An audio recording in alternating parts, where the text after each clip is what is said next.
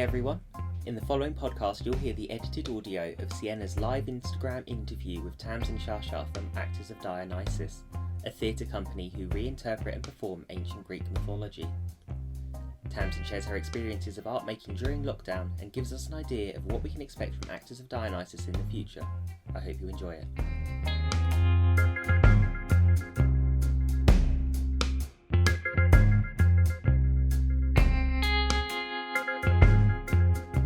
So could you first introduce yourself and what you do at Actors of Dionysus and what Actors of Dionysus does in the art world? Okay, so I'm Tamsin Shasha. I'm artistic director of Actors of Dionysus, and we've been going 26 years or something like that. And we specialize in new adaptations of ancient Greek comedy and tragedy and new writing inspired by myth. So we tour the country, we've toured internationally. We have a very big presence in schools and education. We've released DVDs and educational work. We've done lots of new writing, and and we work with lots of different classical organizations as well, and also academics. But I'll tell you more about that. I'm sure there's other questions coming up, isn't there?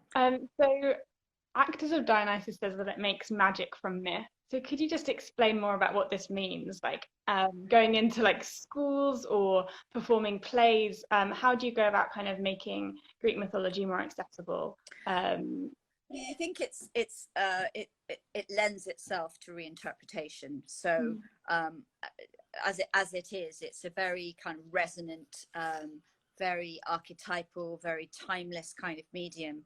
And there are so many brilliant plays that just lend themselves to modern interpretation, like Trojan Women, which is a play about the war, or is reinterpreted out the futility of war, or the devastating consequences of war, especially for women and children. That's one play by Euripides. Sophocles' Antigone is a play about family loyalties and about the conflict between the individual who happens to be a young person and the state, so young and old. So there's really some big monumental issues there. So, for example, in terms of making magic from myth, you have to come up with a kind of a strap line or a mission statement or a vision statement. And because Greek drama, ancient Greek drama, has a lot to do with myth, it seemed like a quite nice kind of play on words. But we do try to make something that's very magical in terms of the music, and the movement is very important in our work. We've often had an aerial content, circus content. We've introduced that in the last 10 to 15 years. And if it makes sense within the myth, like it did for Medea. Medea is the granddaughter of Helios, the sun god. So she's flying around in the air, and she's a demigod anyway. And there's something called a Deus Ex Machina, coming in it, which is like gods in the machine, or the big spectacular kind of ending. And so that worked with an aerial version of Medea. And in Antigone, for example, it was a modern version. We worked with an American writer called Christopher Adams, and he kind of relocated this ancient myth in a very modern, actually a futuristic setting.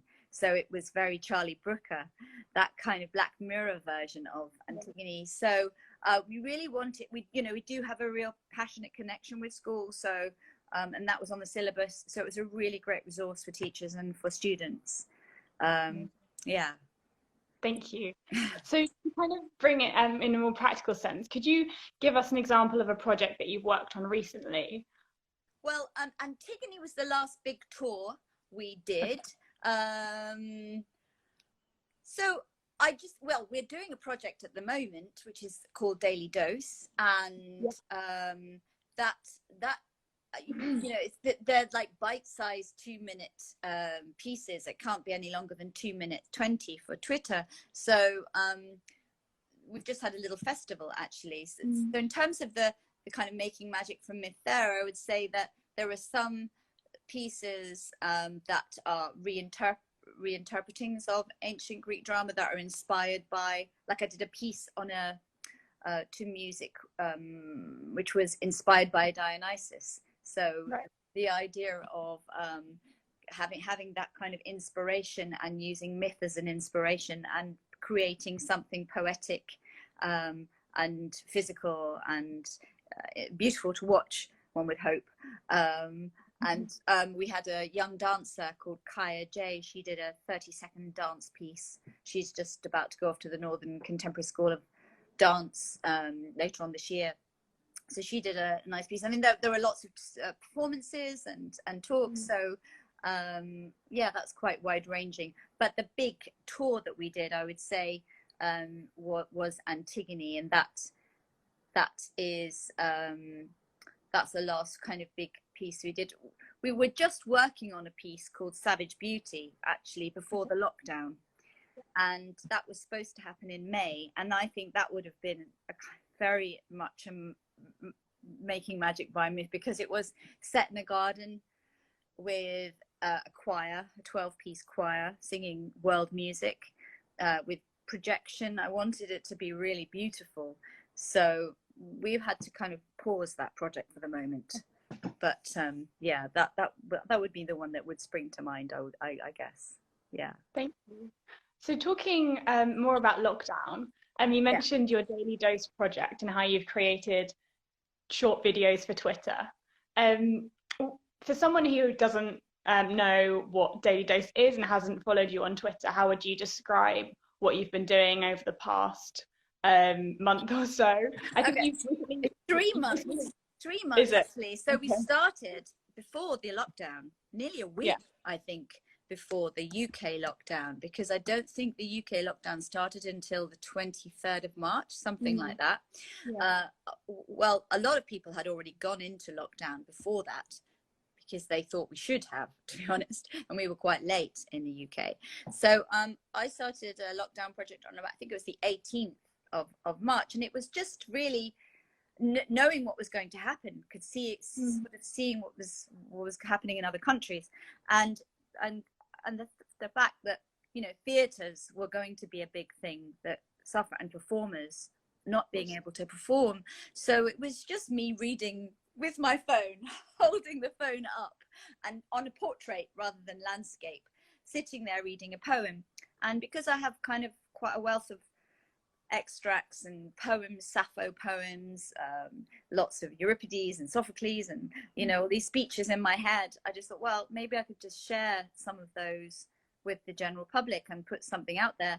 I think we'd very soon put all of our video content, or as much as we could, online in terms of the DVDs that we produce. So they were already out there. So this was something that could be, I don't know, a daily dose of medicine, really. Is like something that, you know, could educate and inspire and entertain. So most of them at the beginning were just me holding the camera like that.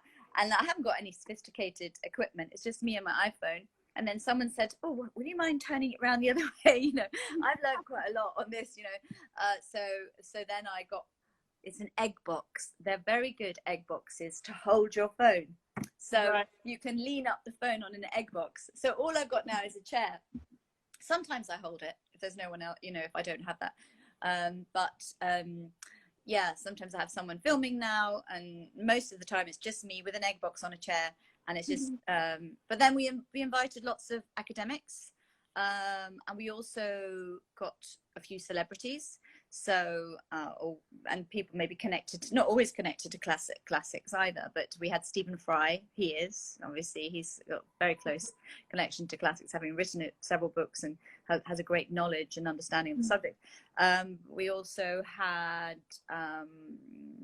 Jane Asher. We've had the writer Natalie Haynes. So we've had now special guests coming at the weekend. So it started quite a small thing, and then it's just kind of mushroomed into quite a popular thing. Amazing. Yeah. So exciting. I've really enjoyed tuning into a few of the videos and listening. Oh, thank you. It's really lovely to get feedback, so it's great. Thank you. Absolutely. Talking more about COVID then, has it affected Actors of Dionysus? What kind of challenges has it brought, and how have you overcome them?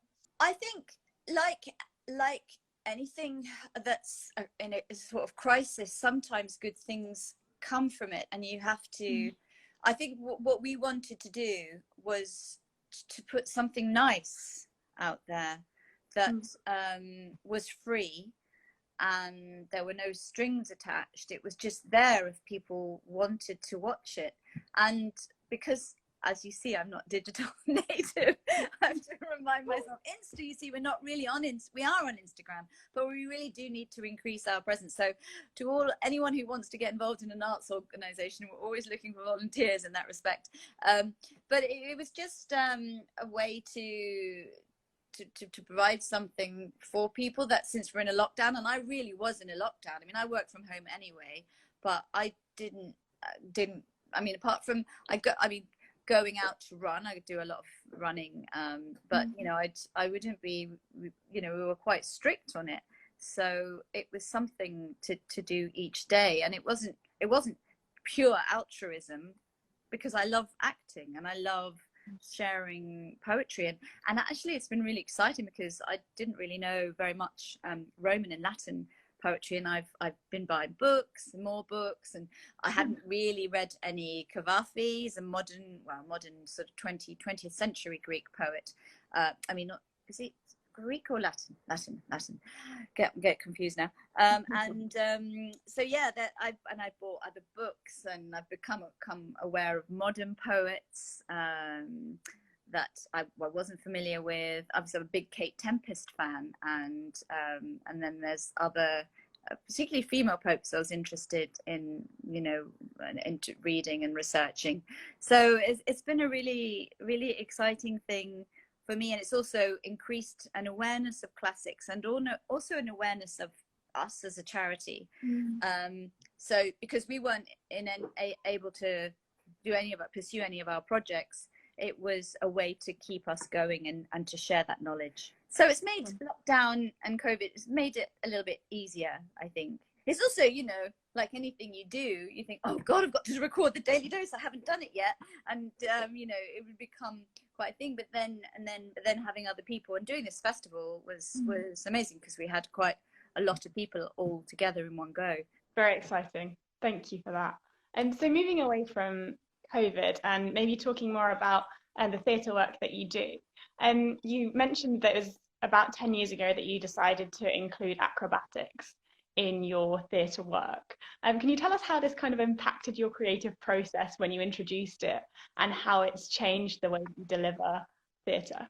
Yeah, well, you know, I think it's probably a bit longer than 10 years actually, because I'm looking back to when I started training, and it's often, isn't it, when you see something that inspires you, or you think, oh, I like that, but I could do it better, or I'm interested in I'm being able to learn that skill, that you go back to training. Or so that's exactly what I did. I saw some circus theatre, and I was interested because you know I didn't start till I was 40 doing aerial, you know, so it's always a bit sort of long in the tooth, but I was already of a physical fitness. I was already quite sort of strong physically, and it's a lot to do with your core ability. So I think with any actor or any profession, CPD, so you know, continued professional development is really important. So it was a really exciting route to have to go back and learn something new. So I retrained as an aerialist, and quite soon I wanted to use that in my work. And I think probably I had that idea when I retrained anyway. I had the germ of a project, and initially it was about Helen of Troy, or it was, what was it? Because I changed it quite a lot. It just kind of morphed into something about monsters. I can't remember exactly the title, but it changed completely. And then it became about Dionysus, because I played Dionysus, and it's a fantastic play. It's a fantastic character to play in the Bacchae, in Euripides' the Bacchae.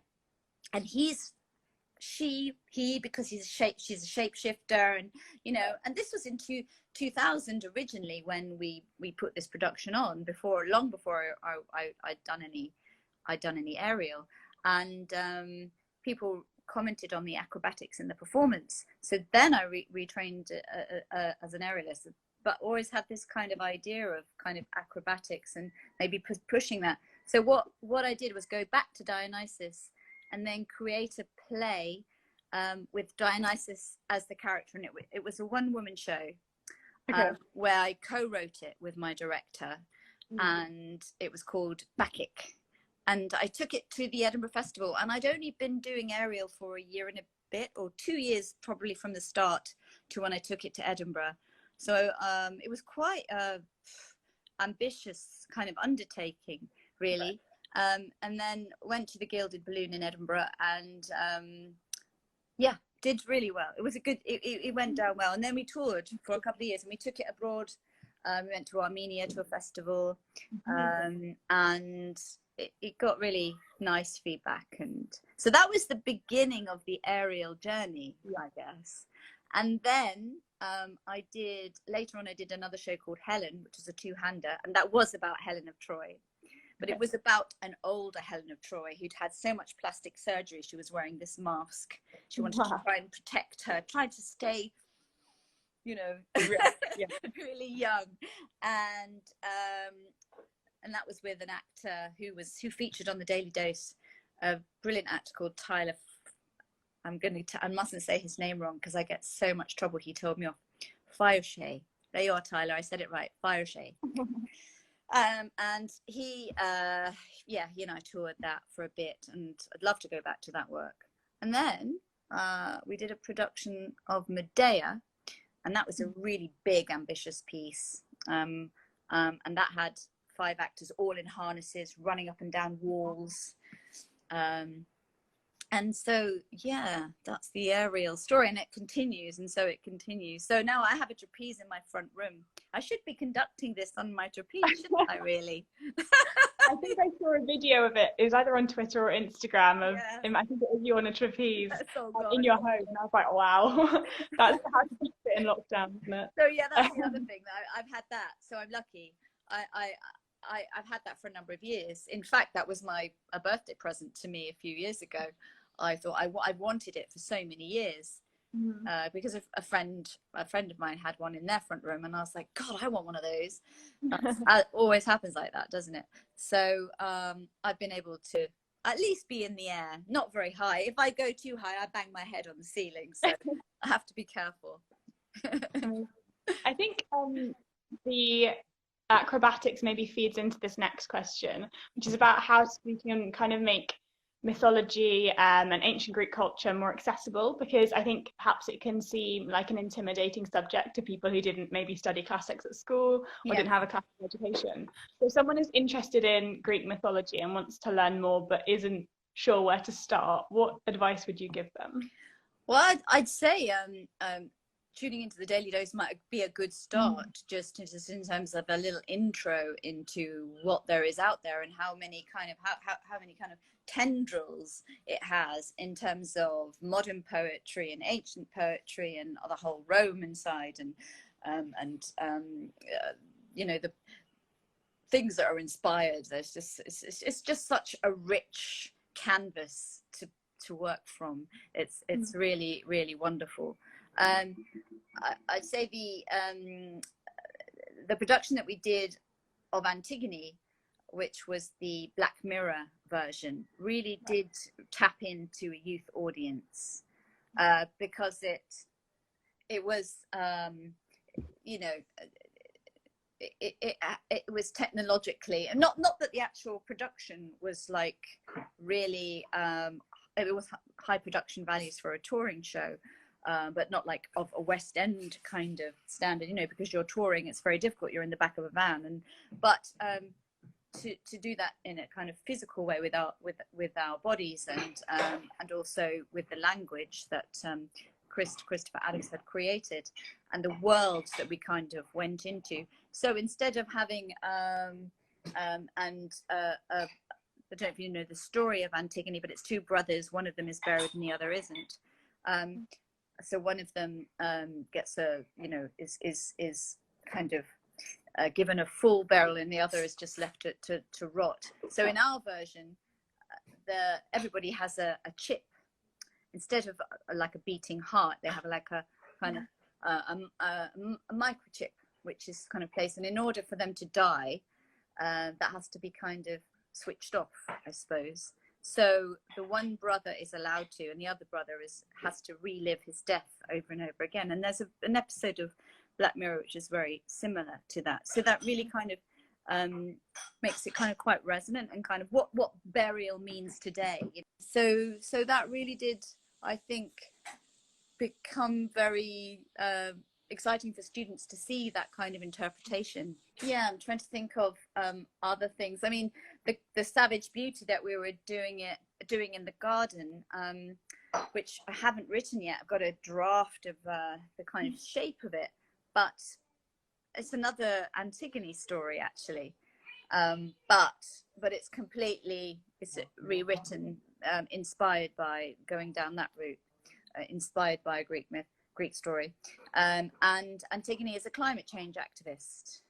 So a kind of Greta Thunberg, I guess. So that's how youth are mobilized to action these days. I mean, I've been on climate change marches. I went on the climate strike one, and I felt really old. You know, it's great to see young people engaging politically in that way, because it's their future. I mean, it's all of our futures, but they're going to be on the planet longer than we are. So, you know, but that's what myth does. It's amazing in that respect. Thank you. I think they sound like really interesting resources to kind of relate back to now. If someone finds intimidating to think that it's so old that it doesn't matter anymore, or it's not relevant, and to just bring it back to current situations. So thank you for that.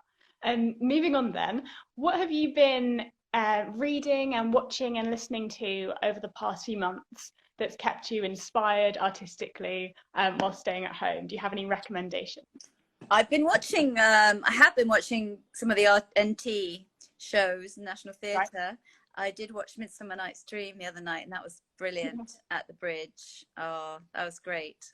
Really joyful and exuberant and funny.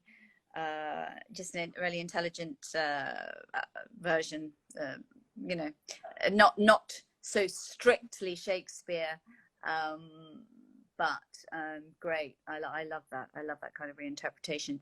So I watched a few of those. I've been reading a lot for the Daily Dose, which is great. Which so I'm becoming aware of lots of different. Like the other day, I wasn't going to do because we were trying to decide what to do with the Daily Dose because we got to 100, and then the lockdown was kind of being lifted, but still it's not going to be back to normal for a long time. So I was wondering what to do with it. So it was like after the festival, I thought I'll take a break. But actually, it's really hard when you've been doing something every day. You kind of miss it. So it was like, no sooner did I have a break than somebody sent me a poem, and it was a friend who's also on our board of trustees because we're a charity. And his name's David Bullen, and he sent me a poem called Antigone to Creon. So we're going back to Antigone again. And so it's lovely. It's a lovely, lovely poem. And I just read it on the day.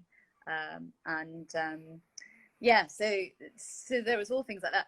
And I've just read Madeline Miller's Circe, which is about the Odysseus, the Odyssey, really, one section of the Odyssey, or kind of her reworking story. It's a great story, really lovely. I'll probably read a section from that or over a couple of days because it's really beautiful and moving and powerful. Yeah, and I got a few books the other day. I got a copy of Virgil's Aeneid because we haven't had very much Roman Latin poetry, so we'll be looking at that. And I May Destroy You. Yes, I've been watching I May Destroy You. You been watching that? No, I haven't seen it. Oh, that's brilliant. So I can't remember the name of the writer actually, but that's a series on the BBC. Yeah, it's really good. And Killing Eve. Yeah, I did watch that. So yeah, in terms of the kind of TV stuff, those. Yeah, what else?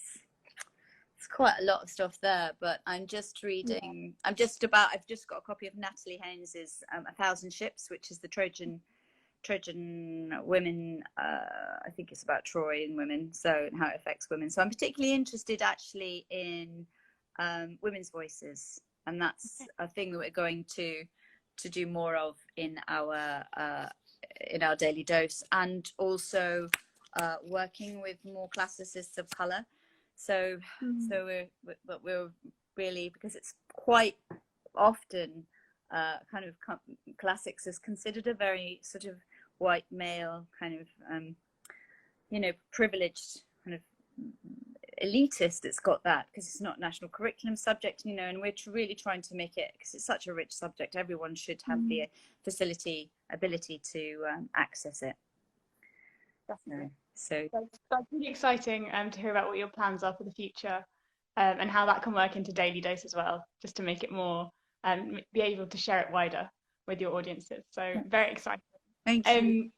Just as a last question then, where can people go to find out, firstly, about the Daily Dose, and also just more about the projects that you've run in the past and what you'll be planning for the future?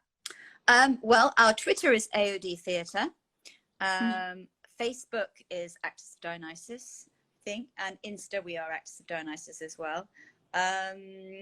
We're publishing nearly every day, if not every day at the moment, so there's usually something new. I haven't recorded today's Daily Dose yet, so I'll probably do that in the next hour or two. And we're very excited to announce that we've got a volunteer who's going to work with us on the Daily Dose, because we want it to develop, to have themes. So maybe every 2 weeks we'll have a posting. We'll try and post every day, but we'll have at the end of a week a selection of voices, and it might be academic specialists who are specialists in Greek tragedy, or it might be, and we're trying to get academics from further afield, from other countries. So he's going to be investigating that, and that's really, really exciting, because although it was a lovely thing, it was a tiny thing, and now it's become much bigger, but we want to keep it going. And also I'm talking to a lot of circus performers in Brighton, because there's a big circus community in Brighton. I mean, there's big circus communities all over the country, all over the UK, and London and Bristol and Sheffield, all over the place. But so we're actually we're seeking submissions for short aerial pieces inspired by myth or ancient Greek tragedy. So we can put them on the end of July. So have like a whole kind of smattering, a cultural melee of little pieces going online. So that's really exciting. Today's episode was made possible by Voice Magazine, an online platform for young people interested in art and culture. You can read Voice over at voicemag.uk and find it on Twitter, Instagram and Facebook as VoiceMagUK. The Voice contributors are also on Instagram over at voice.extra. If you are looking for another podcast to listen to, the contributors release the Voice Extra podcast every Saturday, where they talk about the pieces they've produced and the culture they've been enjoying. If you like this podcast, please consider helping us to make more with a donation of any amount at voicemag.uk/donate. Thanks to Kevin MacLeod for the use of the track Thief in the Night. You can find more of his work in incompetech.com. Tom Inniss was the executive producer.